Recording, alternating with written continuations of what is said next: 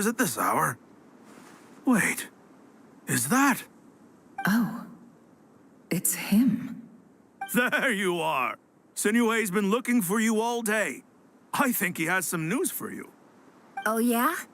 What were you doing just now, Uncle Retinue? Hiding away some more loose change? I know I saw some Mora. What do you mean, loose change? Oh, come on, I'm too old for this. Just pretend you saw nothing.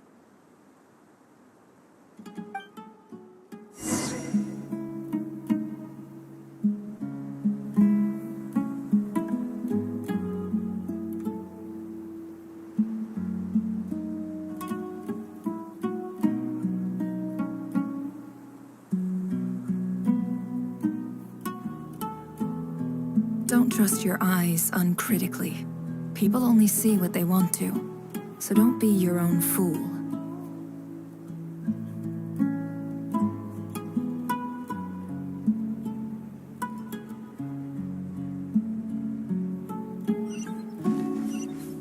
It all adds up. Can't hide the truth.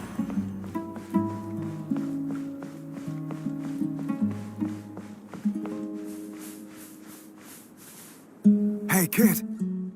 Mind telling me what Sinuhe's been up to recently? I'm trying to get in his good books and I need a way in. Get in his good books? Why? What do you want with my dad, Uncle Apepe? I've written a new song. I was hoping to showcase it at the next festival, but I'll need his approval. A new song, huh? I'd love to stay and listen, but unfortunately, Uncle Retinue says my dad's looking for me. Well, there's plenty of time and I'm not going anywhere. See that pile of stones? I'll be sitting there warming up my vocal cords. Come find me when you're done. Pile of stones. Got it.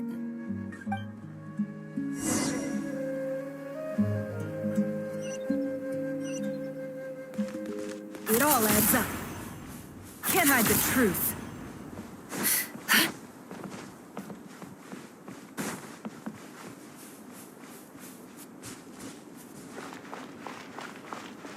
Hi, Dad. Uncle Retinue said you were looking for me. Ah, there's my little princess. If you'd gotten back just a little sooner, you could have shared the spoils of war with me. Spoils of war? Who were you fighting against, Dad? It was just a figure of speech. The aftermath of a sandstorm is no time to be waging war. I was talking about our war against thirst. I went out to fix our water supply problem, and now I'm back. Which means... We have a well again. That's right.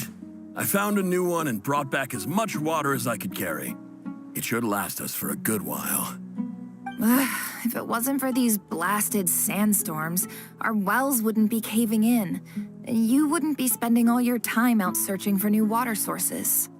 As the chief of our tribe, I'm supposed to be leading us out of hardship and poverty, onto better things. You know how prosperous our ancestors were. I've told you all the stories. And look at us now, squeezed into these hovels. No one would choose this, if it wasn't for the endless wars over the years. But things are looking up. I started working with some folks from the academia a few months back. They gave me some contacts in return for my assistance in the desert. So you're the academia's helper now? Special ambassador, they call it. Think of it as a partnership. It's nothing bad, okay? We've been isolated here in the desert for too long. Seeking opportunities elsewhere is the best thing for us, and the fastest way to progress. So, do you get anything good out of being a special ambassador? Of course. My luck's improving all the time. One day, I swear I'm gonna lead us out of this place. We'll find somewhere new. Somewhere better.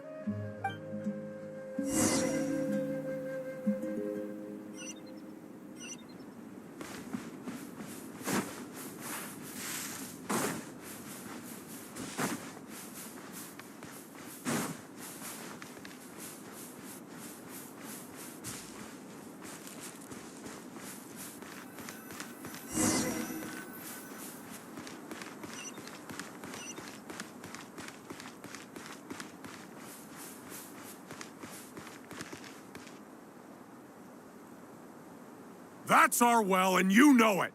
You stole from us. Well, you've gone from chief to thief, and now you have to face the consequences. Did you really think you could take our water without permission and get away with it? You're either brave, stupid, or both. And that Special Ambassador Act? Yeah, nice try. We spoke to the academia. They said it was all news to them. You're a liar and a cheat!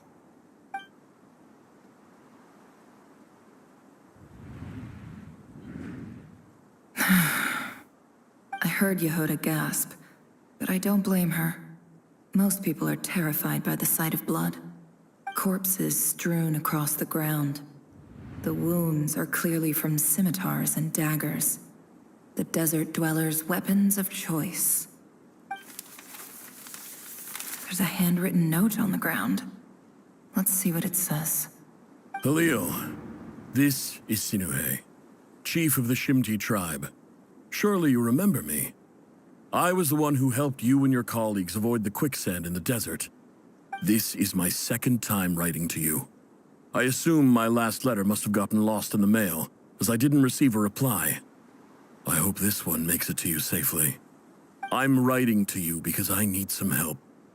That sandstorm the other day completely blocked up our well, forcing me to look for another water source in Iab and Unut territory. It was a matter of survival. Praise the gods. The well of the Iab tribe was intact. It was my last resort. I drew what water I could and left, but not without being spotted. I fear they will retaliate. You told me to write to you if I ever needed help. You said you'd be my ally in the academia. I urgently need you to formally recognize my title of Special Ambassador and send some of your people to assist me for a few days. It's the only way I can convince them that this was the academia's decision and prevent them from retaliating. This is an emergency. Please send help as soon as possible. Looks like this letter never got sent. The writer died a grisly death, and the letter was trampled into the ground. It's badly defaced. Some parts are barely legible. What a ridiculous lie the surviving Shimti tell. Their whole village was butchered over a sip of water.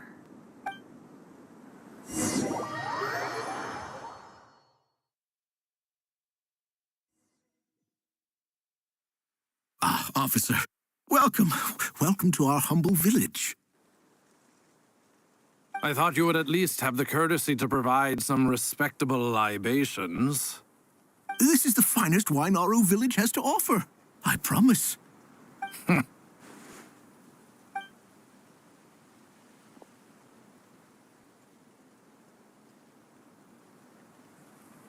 The academia has agreed to reserve a single space for a candidate from your village. But I remain skeptical of this entire endeavor. I highly doubt anyone in this desert possesses serious academic potential. Please, have faith. If not in us, then in our God. The child we found shows great promise. I beg you, take her away from this place. Give her a chance. Don't let her talent go to waste. I don't recognize her. New arrival? She showed up here a few days ago and we took her in. She's a really bright kid. Please help. I'm begging you. So, where are you from? Nowhere special. Just a sand dune. What about the rest of your family? How many of you are there? Just the one. It's only you? Correct. So, no brothers, no sisters, no mother or father? Any who have slept on a bed of sand, I call my brothers and my sisters. Apart from that, I have no family. All right. Get over here. Sign your name on the form.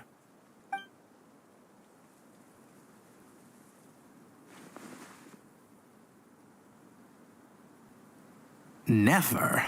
You're rather fair-skinned for a desert dweller.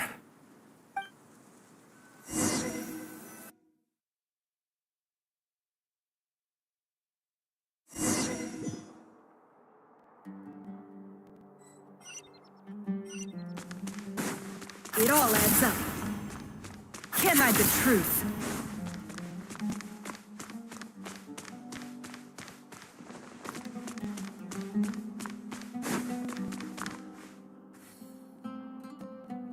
Nefer, this term's assignments have been issued already. Please read through the materials thoroughly, conduct your own additional research, and then write an essay on the topic. Yes, Professor, I'm aware. I just had a couple more questions I wanted to get your perspective on. Oh? Please ask away. Well, I saw the other students' problem sheets, and I couldn't help but notice that my assignment is much easier than theirs. Do you really think I'm a weak student? A weak student? Goodness, no. Quite the opposite. You have a sharp mind. Almost too sharp. I think what you're saying is, a weak student wouldn't have noticed the discrepancy. And if they did, they certainly wouldn't complain about the lighter workload. You see, sharp as they come. You see things the way they are, and I'm sure you know why they're like that. Because of where I come from. Because I'm different. I'm sorry, Nefer. I don't like it any more than you do. It's just... Anyway, you said you had a couple of questions. What's the other one? I wanted to check. If someone sent me a letter to the academia, where do I go to collect it? Ah, your family wrote to you. Well, as long as they put your name on the envelope, someone should hand it right to you. Not exactly. It's not even a recent letter. I was just curious where the mail would end up if no one collects it. The House of Dana, I expect. I know there's a box for unclaimed mail somewhere in there, probably sitting on a shelf. Whatever you're looking for, that'd be the place to start. Okay, got it. Thank you, Professor. Oh, don't mention it. Honestly, I feel like I failed you. I'm supposed to be your teacher, but I haven't taught you anything. Hey, don't say that. You're a great teacher, and you do your best for all your students. But the rules are the rules. You're not allowed to teach students like me. It's not just the academia either. The whole world bends over backwards for the successful and leaves the losers to suffer and die. Oh, my dear child. Don't tell me you've given up on life already. I haven't. I just think that if you want to make it in this world, you have to find a way to become successful.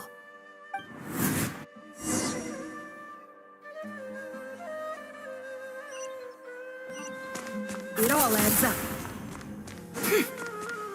No more lies.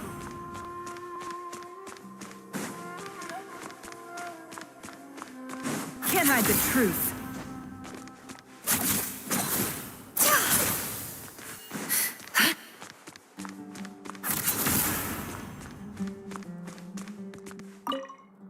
This must be it.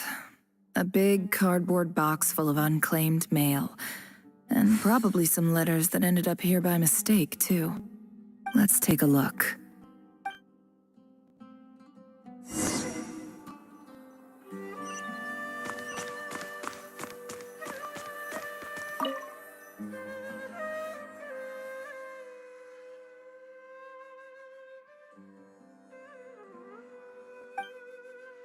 A dilapidation survey from Port Ormos.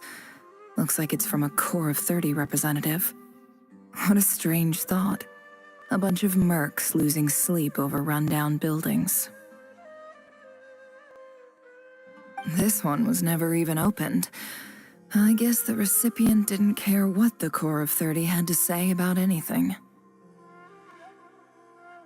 Who was it addressed to? I don't recognize the name, but it must have been a Kasharawar professor.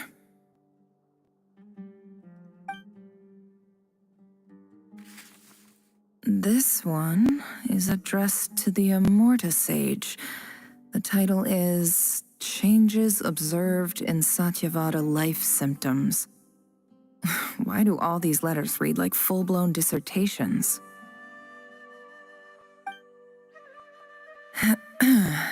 Guided by the incense, we became lost somewhere in the forest. All the barriers between levels of consciousness disappeared as our minds soared around in circles, looking for a branch to seek refuge on.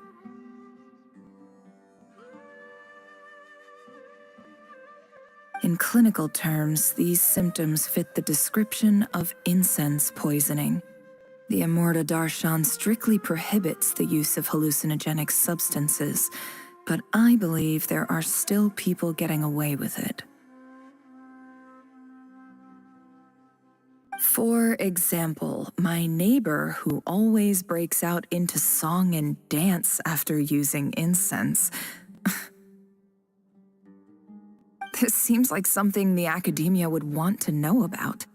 Why wasn't it collected? Wait, what's this written on the back? It's so small. The note says, "The sender authored this letter while under the influence of mushrooms. I would send it back, but no return address was provided. Stamped.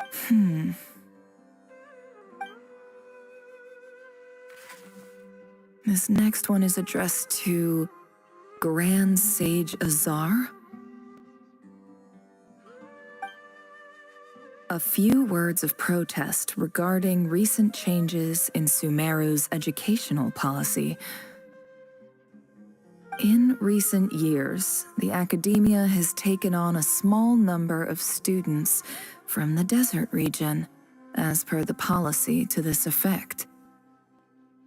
However, it appears to me that these students have not, in fact, been provided with educational opportunities that are, in any meaningful sense, equal to those enjoyed by their peers.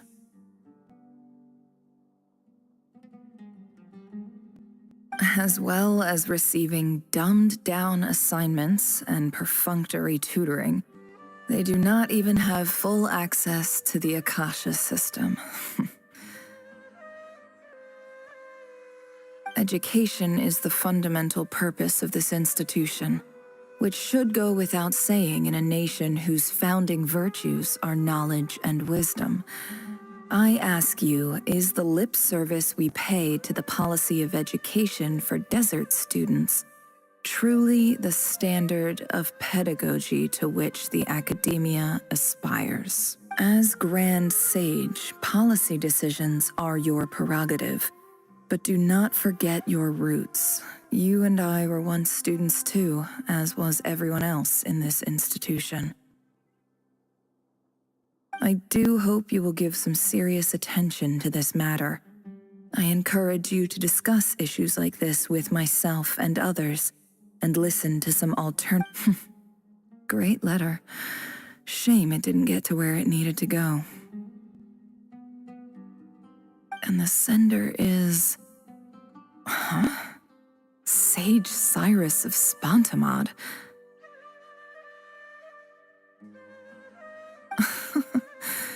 I didn't realize anyone else even knew how bad students like me have it in this place. So this is where letters from the Sage of Spontamod end up?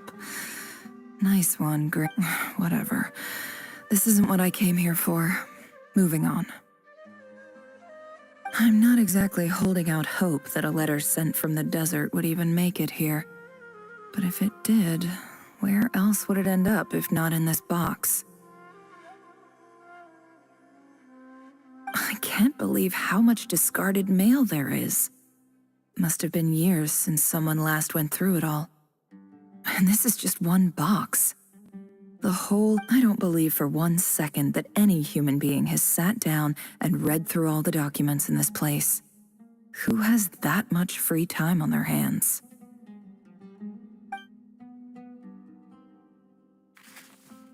Wait, could this be it?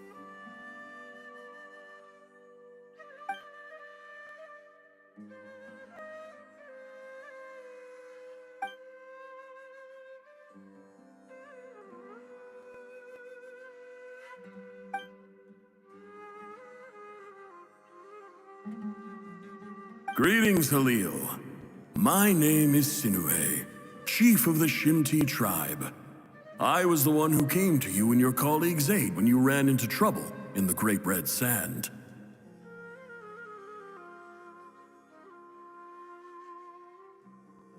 I don't know how well you remember it now, but I brought you to safety and gave you some water and other supplies.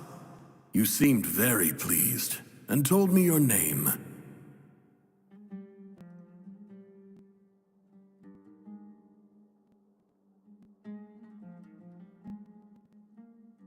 In my tribe, learning a person's true name is serious business, and I therefore see you all as friends. You were kind enough to leave your contact details, so we could stay in touch.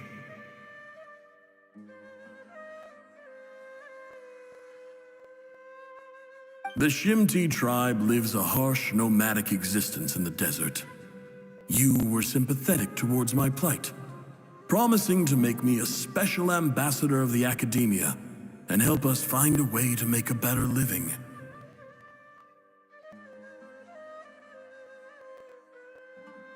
This brings me to my reason for writing.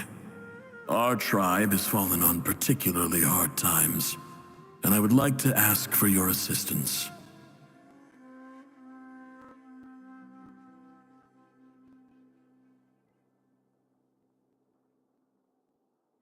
There was a terrible sandstorm a few days ago, which blocked up the well in our land. To ensure my people's survival, I had no choice but to venture into Eob and Unut territory in search of an alternate water source.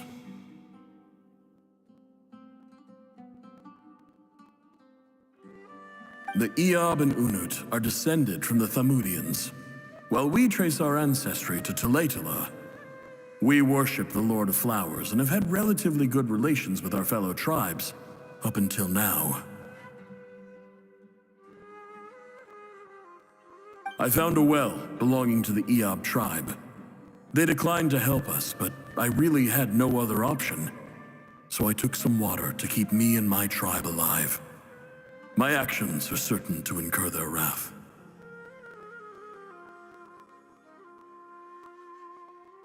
When we met, you assured me that you would be my ally in the academia. I would like to take you up on that offer, because I really need your help. I wonder if you could send an academia representative to meet with me.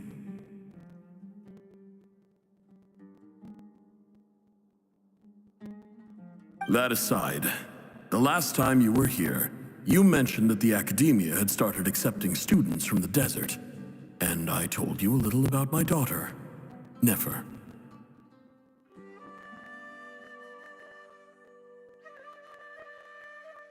We have next to no resources here in the desert, and my power and influence are limited.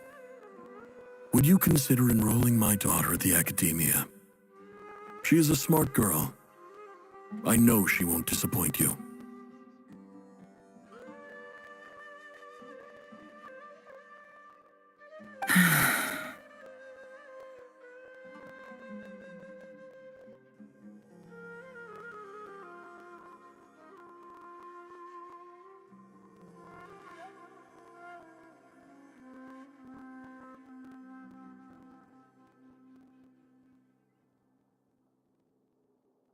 From the outset, the academia never took you seriously.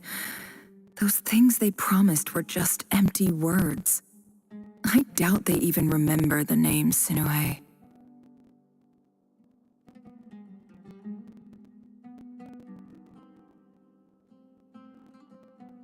And you were so emphatic that your luck had finally changed for the better.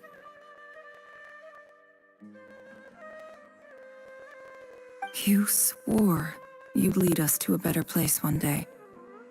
You spoke with such conviction, like you were the most powerful chief in the whole desert.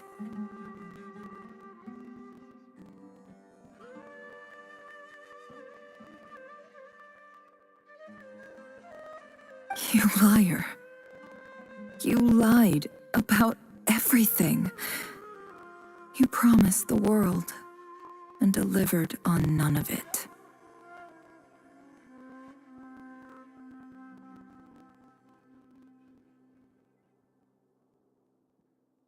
And who fell for it?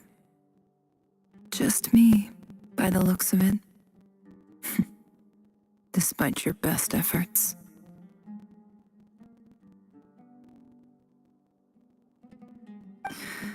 Which makes you a pathetic liar. You weren't even any good at it.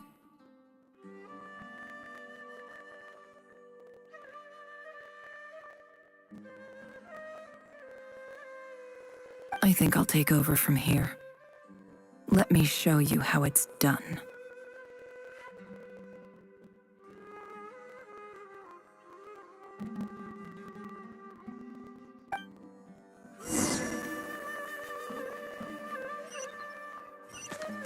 No more lies.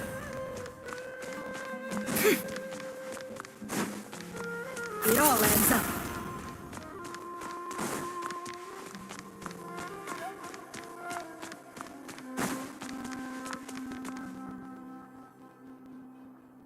I just came to say goodbye. Thanks for everything you've done for me in my time here.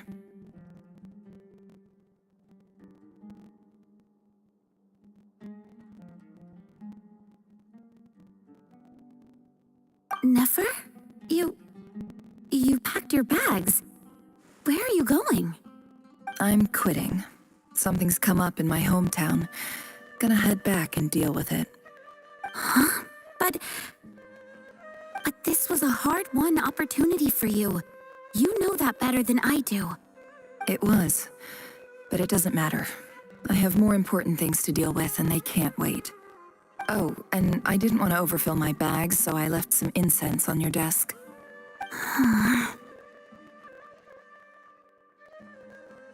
What's wrong? I thought you liked incense.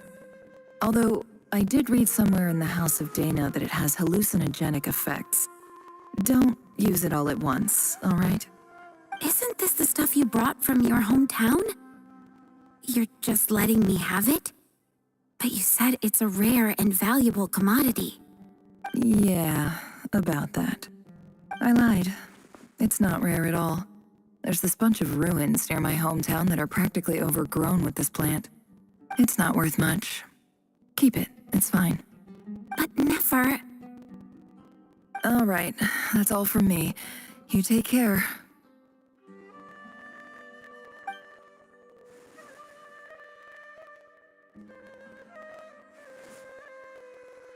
Don't forget me, okay? I mean, we're more than just classmates, right? We're friends. Yeah, I'll remember you. I lied again. That incense is worth a fortune, and it's a rare find even in those ruins. And as for remembering her, I have far too much to do when I get back. No time to reminisce. I'll be lucky if I even make it through this alive. But either way, I expect I'll forget you pretty quickly.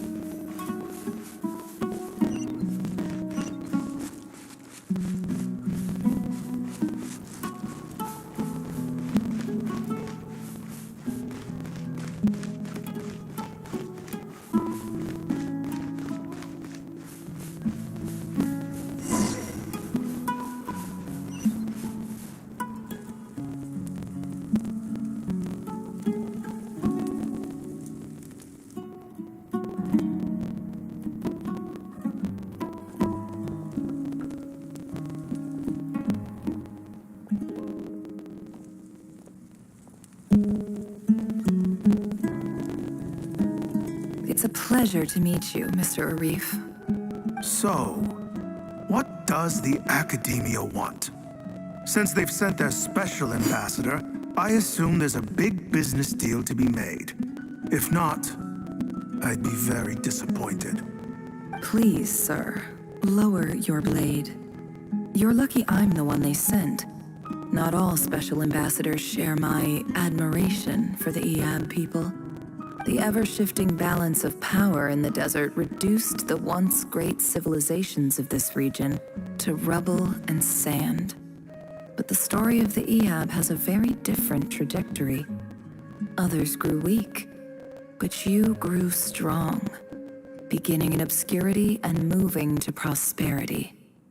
You're the only ones who defied the trend. Huh.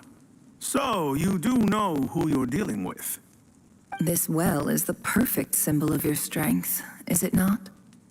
It used to belong to the Unut, but it looks like you have control over it now. You're not wrong. But I'm sure you didn't come all this way just to flatter us. Of course not. I came to bring you some very good news. Some information that recently came to light, which might just be your ticket to freedom. Records uncovered by the Vahumana Darshan show that a certain well currently under Ehab control is built on top of some ancient ruins. These ruins are of great archaeological interest to the Academia. I checked the map carefully on my way over here, and I'm confident that this is the well in question. The Academia is offering 50 million mora in return for excavation rights. 50 million? No, wait. If these ruins are as important as you say, 50 million's a little low, don't you think? Don't get greedy, Ehab. We know far more than you think. We know that you seized this well by force. Wasn't that the first step in your rise to power? To drive away the Unut and steal their water supply?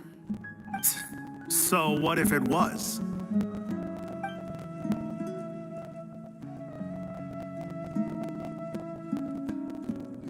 Don't worry. As unscrupulous as it was, it's something we're willing to overlook. The Academia is only interested in dealing with the de facto power holders in the region. I hope I am making myself clear. And I hope your words are the truth. If I find out the Academia is trying to play me, I'll hunt down every one of your people and make you watch as I cut their heads off one by one. I assure you, Chief, that would not be in your long-term interests. You don't want to make an enemy of the Academia. You see how I'm dressed, don't you? I appreciate that you've never been to the rainforest, but surely even you recognize an ambassador's attire when you see it. And what does a barbarian like you have to lose anyway? You really think the Sumeru Academia would bother to come all this way just to lie to you? We have more important things to worry about. All right, I take your point. The Academia is the highest authority in the land. I'm sure you're trustworthy people. In that case, we have a deal. We will sell you the excavation rights. I'd like to thank you, Ambassador. This is good news indeed. Excellent news. In fact, it calls for a celebration. Would you do us the honor of staying a while and enjoying some Ehab hospitality? Gladly. I am partial to wine myself, and I trust you are as well. So let's indulge in a few drinks together, in celebration of this momentous occasion.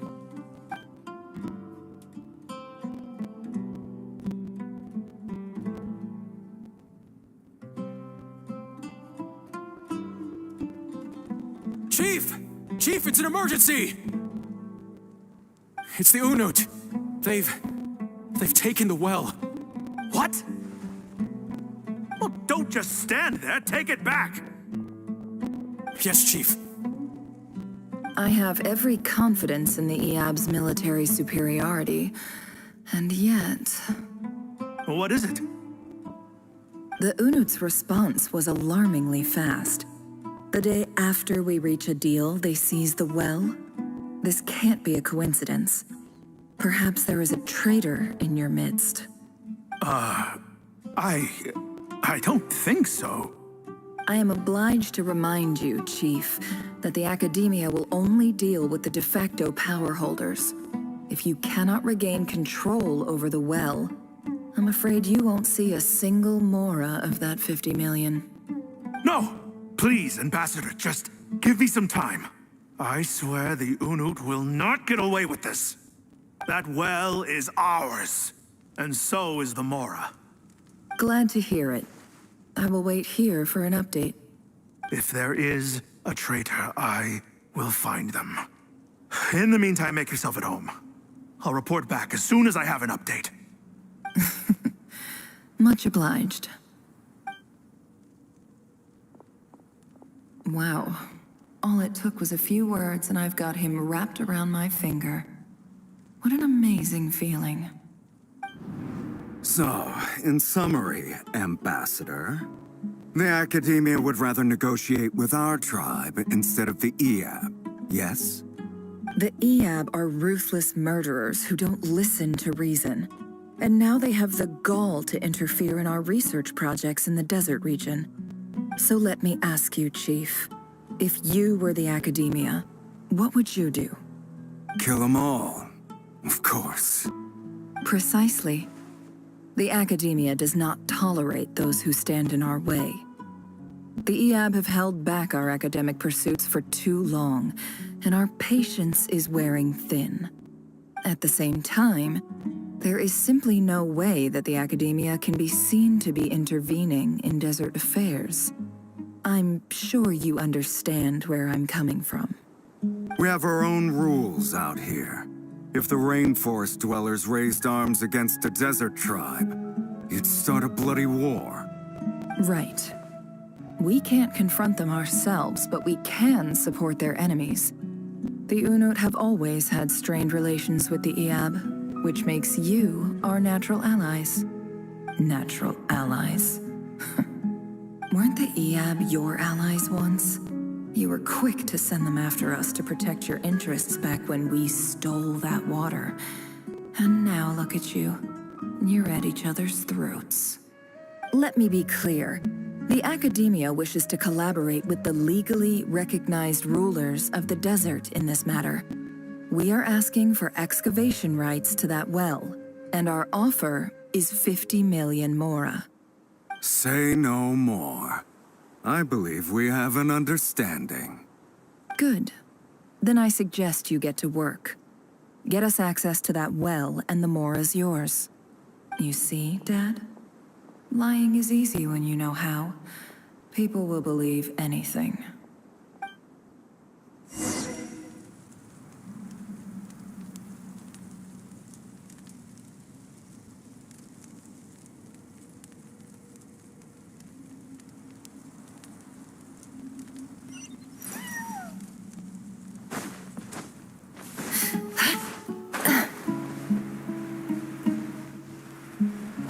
No more lies. It all adds up.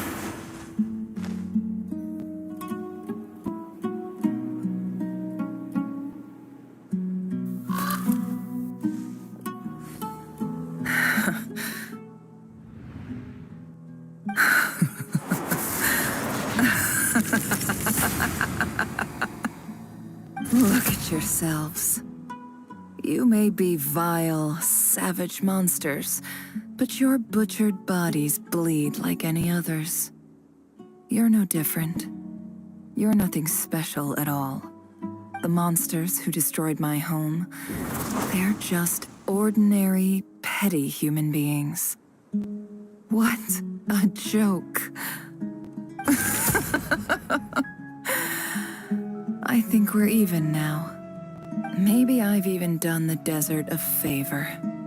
It's a better place without all these people around. Oh, Sinuhe, my gullible fool of a father. Perhaps if you'd been as ruthless as I was today, our tribespeople would still be alive. In this dog-eat-dog world, a chief needs to be tough to survive. But you couldn't do what had to be done. So I did it for you. Nefer, it's okay. All of this is in the past now. I believe I remember you promising to remain silent. Yeah, but even so... Yehoda, is there anything you can do to ease the tension? Alright, time for a sharp turn onto a completely different topic. So, anyway, that's enough of that. When are we getting out of this place? Feels like we've been walking forever. I'm getting pretty tired. Oh, Alma, you tired? Yes.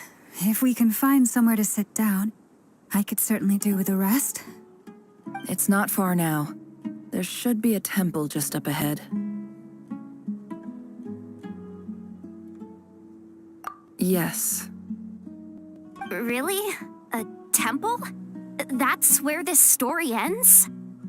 I guess that's how things go in the desert.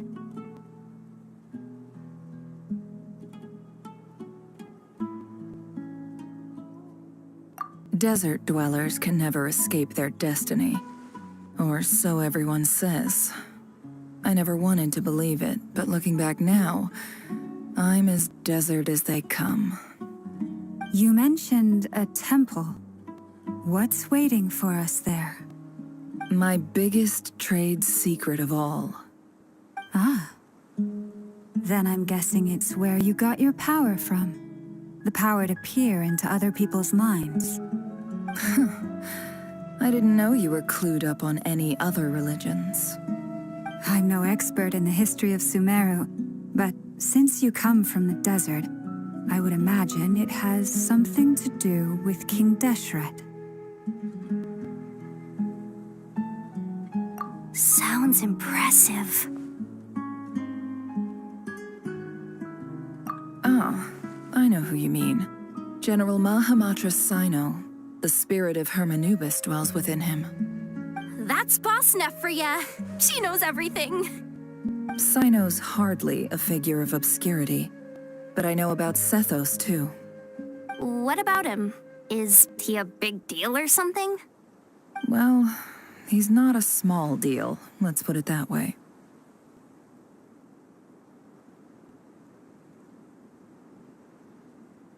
Please, this is the bare-bone basics. Save the flattery. Thanks for your patience, everyone. I'm sure it's been a lot to take in. With any luck, that's our exit just up ahead.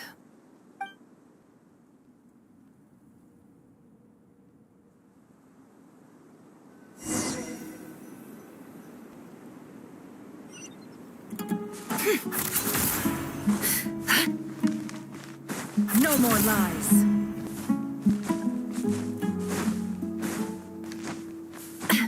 Can't hide the truth.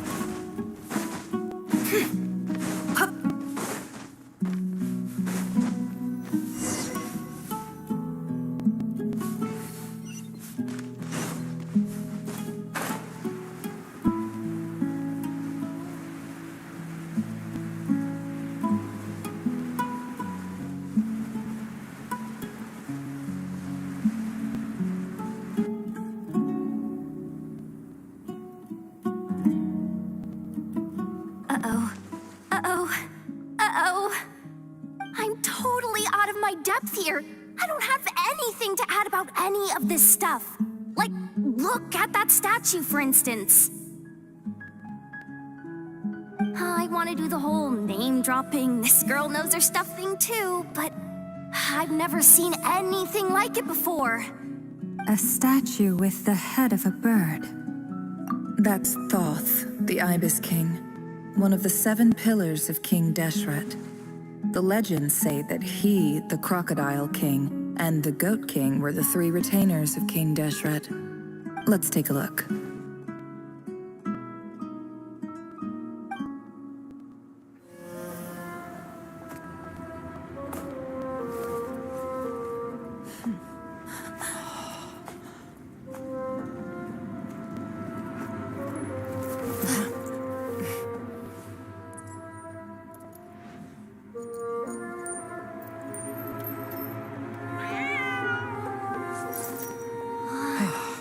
It's just Ashru. So, all is well?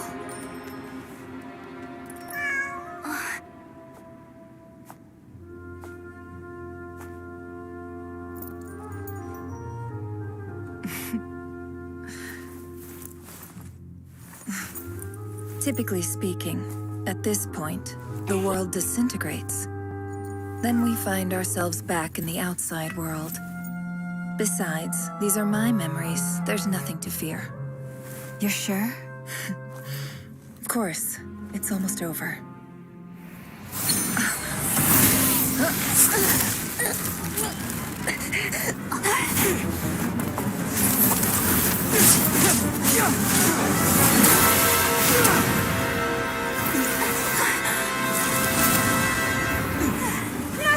Hold on!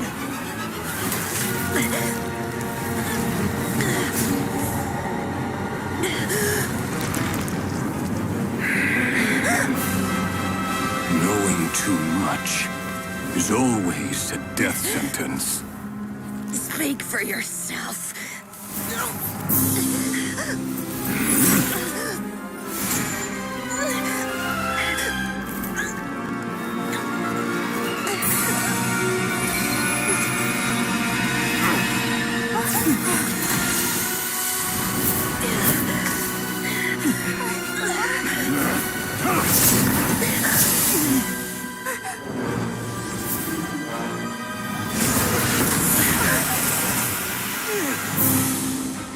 How repulsive.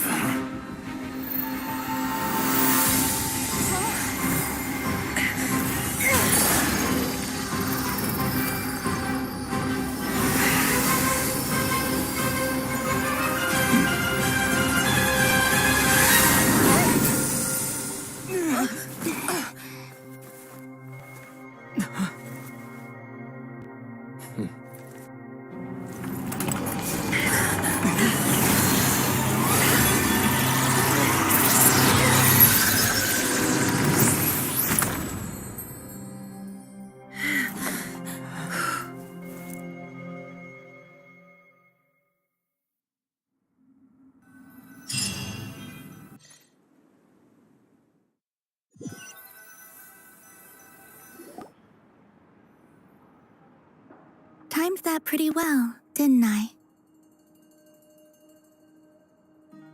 It's okay. I'm just glad no one was hurt. Paimon noticed you doing something too, Dainsleif. Were you helping get them out? Of course. When I asked Nefer to conduct this investigation, I was not naive to the dangers involved. I had a duty to ensure your safety. Good to know your sense of justice is still intact after all these years. I take that to mean that you saw the truth. That comes as a great relief. I certainly did. And thanks to your help, I also managed to trap Rerir inside the chess set. Whoa, really? How'd you manage that? Well, to be honest, I sensed that something was wrong long before we made it to the temple. By using this fragment to probe into Rerir's past, well, the monster formerly known as Rerir, it seems I alerted him. I was tracking him, then he caught on and started tracking me too. Can't say I'm surprised. But how did he track you through your thoughts alone? That shouldn't be possible. Rerir was a secret agent who reported directly to the Vinster King. He is an expert at finding a trail and hunting down his pursuers. No wonder. He infiltrated the chess set, read my thoughts, and built a new virtual chess set inside of it. That's why we weren't able to leave at first. Speaking of your chess set, it's quite a remarkable item. Would I be right in thinking you have some connection to King Deshret? You overestimate me. I only have a connection with one of his underlings, the Ibis King. You all saw how this came to be. A long time ago, the Iab massacred my tribe, the Shimti, in our home village. A few years later, I enrolled in the academia, where some new information came to light. The Unut and the Iab fought a bitter battle over the rights to a well, all for the sake of a non-existent 50 million Mora. The Iab ultimately won that confrontation, but their victory came at the cost of almost every warrior in the tribe. The final blow to the Iab came at the victory feast, when an Unut assassin beheaded their chief right before my eyes. The remaining Eab fled and have been scattered to the winds ever since. Having gotten my revenge, I returned to my hometown, where to my surprise, the nearby temple was still standing. There it was, seemingly immune to the relentless hostility of the desert, while my tribal home lay in ruins. As I stood there gazing at the temple, I noticed a cat just outside. This cat, as it turned out, was home to the spirit of the Ibis King. He led me to a gate deep inside the temple, and there he made a deal with me. This chess set is my gift from the Ibis King. The chessboard within is made to the same specifications as the one in the mausoleum of King Deshret, and represents his power of piercing analysis. With this chessboard in its container, I gained a certain ability to perceive hidden secrets. Now, you could conclude that the Ibis King simply wanted to give the people of this world the power to seek the truth, but I don't believe that's the full story. Every god plays favorites. Their hearts are as fickle as any human's, full of secrets, perversions, egotistical tendencies. But precious few gods are willing to admit this. It is the same with all powerful forces, including fate itself. Their gaze falls preferentially upon a select few. As you rightly point out, this is an act of favoritism. If you're alluding to the Abyss, then yes, I agree. Gather the others. It's time to share everything I've learned.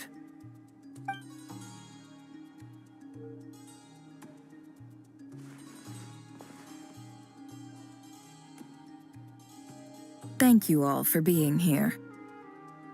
As promised, I did some further investigating into the Raker of Solnari's background. I am pleased to report that the investigation has been most fruitful indeed. The Raker of Solnari, real name Rerir, was once a Conrian subject who served the Vinster King. I will now share the important details of his story. Please save any questions or comments for the end.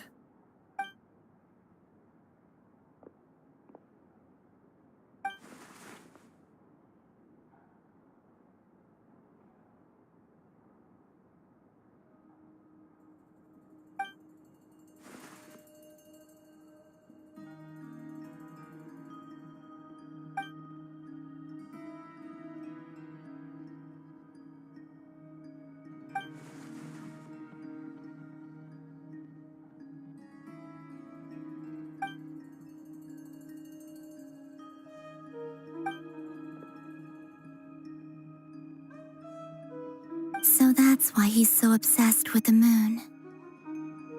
A tragic tale, to be sure. But it does not excuse his many transgressions.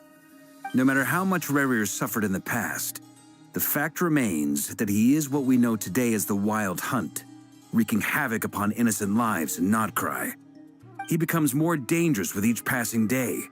If left unchecked, it is simply a matter of time before all of Tevat suffers the consequences. This is a threat that the Knights of Favonius cannot ignore. A question for Miss Columbina. Forgive me if this is presumptuous, but have you ever seen the spatial gateway that appeared in Rerir's memory? Never. But I have heard stories of something called the Moon Gate, and this seems to fit the description. Miss Lama, any thoughts on this? In the lore of the Frost Moon Scions, the moon is believed to hold many secrets. Some sources speak of ancient knowledge, others of a gateway to the unknown.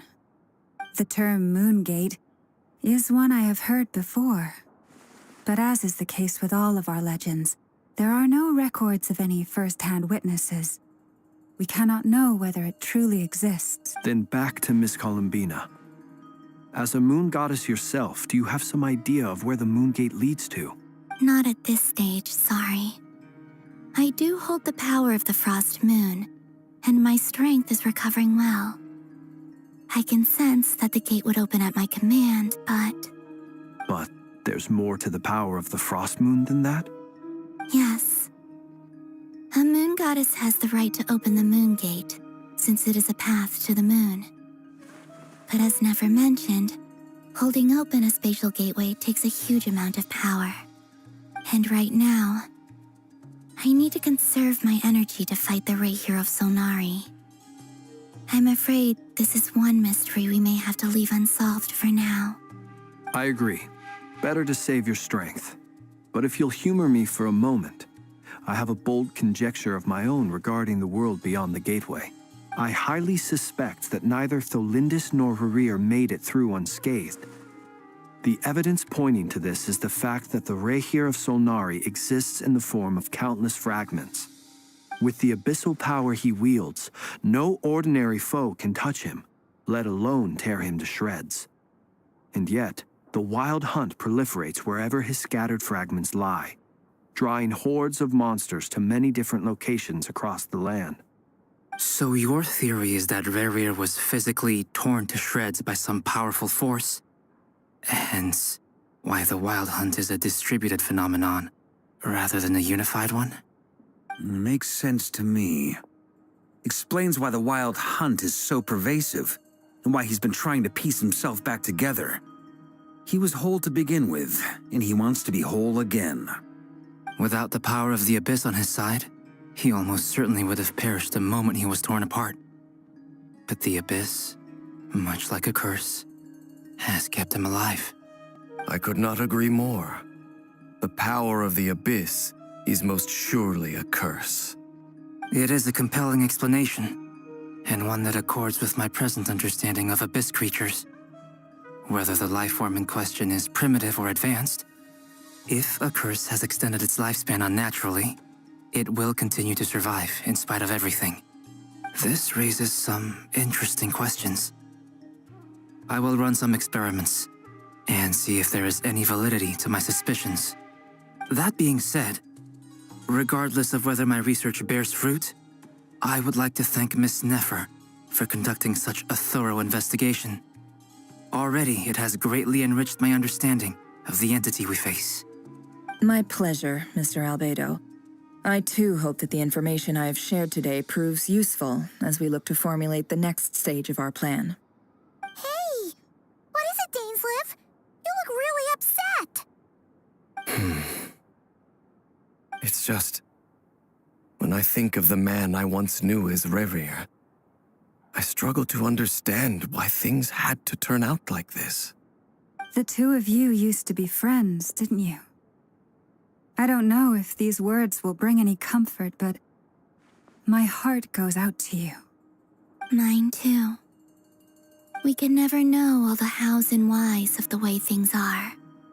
The moon and stars are full of untold secrets and lies, and the skies are host to many more mysteries than these alone. Yet, none of that can begin to compare with the complexity of human life. Those are the first comforting words I've heard in a long time. Thank you both. Well, I think this is a good place to end today's meeting. I'm sure Nefer needs some time to recover. She's been through an awful lot today. That's very thoughtful of you, Lama. Of course. Sounds good to me. Take some time to rest and digest before we reconvene to nail down a plan.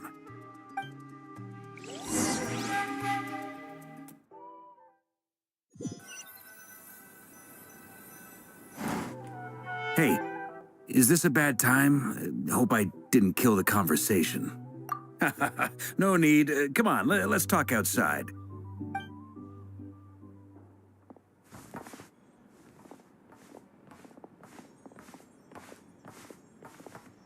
Anyway, Nefer went back to the curatorium to get some rest. But before she left, she shared some things with me that I thought you should be aware of. Firstly, although she managed to trap the Raker of Solnari inside her chess set, there's no guarantee that the power of the Ibis King is any match for one of the 5 sinners. Their powers are beyond our comprehension. It's only a matter of time before he finds a way to break out. We have to come up with a plan and take care of him before that happens. Honestly, I figured that might be the case. So, how long have we got? Well, I asked her that same question. She talked for a long time, but for the most part, it seemed like she was trying to convince me how precious her chess set is. What a long and storied history it has. It felt like some kind of sales pitch, you know? The kind where you end up handing over Mora against your will. Anyway, after all that, she finally answered the question. 2 days, at most. 2 days? Holy moly! Can we even recruit enough help in that time? That remains to be seen. Which brings me to the second issue. Dainsleif is obviously conflicted about this whole thing. But given how little time we have, there's no way we can pull this off without his help. You have some history with him, right?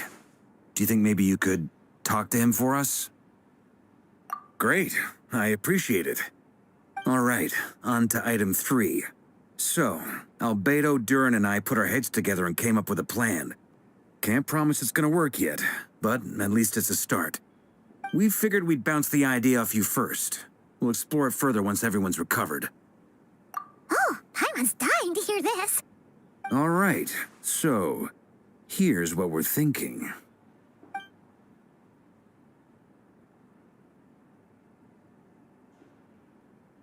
We felt a little uneasy about roping you into this. I mean, firstly, you're not locals, and secondly, none of us are your boss. You're well within your rights to refuse if you so choose. Roping us in? Why would you even say that? We know the stakes here. It's all of us against the Rayher of Solnari, or none of us stand a chance. I choose my words very intentionally, I'll have you know. I like to think there's an art to striking a down-to-earth tone even when the stakes are through the roof. Sir Varka, I have a few thoughts about this plan. I'm all ears. I think we can be more flexible with how the roles are allocated. In my view, the most sensible lineup would be like this.